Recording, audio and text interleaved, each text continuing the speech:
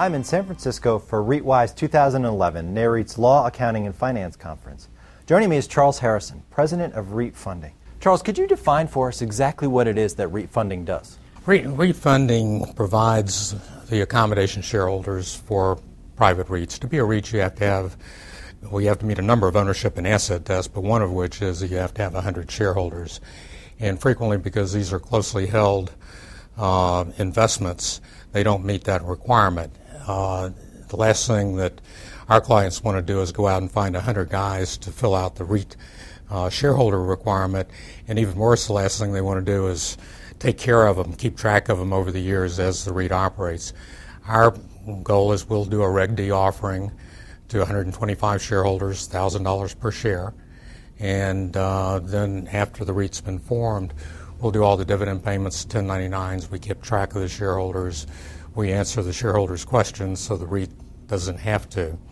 And how is the market looking now versus where things was a couple years ago? 2007 was a high point, obviously.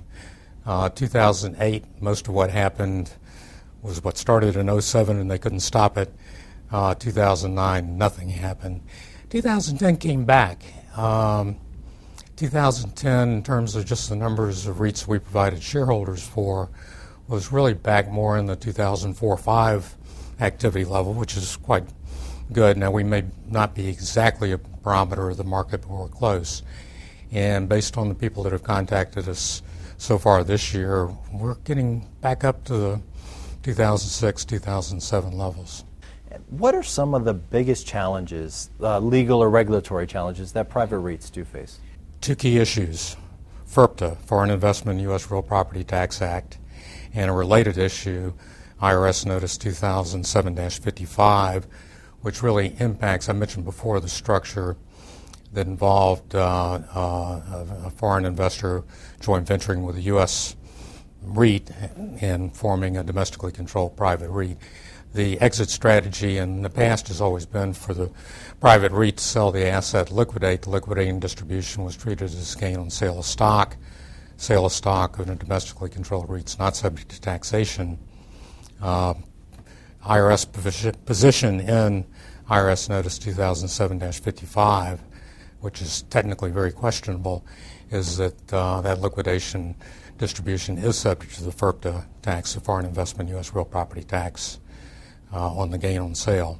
So a lot of work is being done now by essentially all the real estate organizations to try to get Treasury to reverse 2007-55 or get a legislative proposal, and I think progress is being made.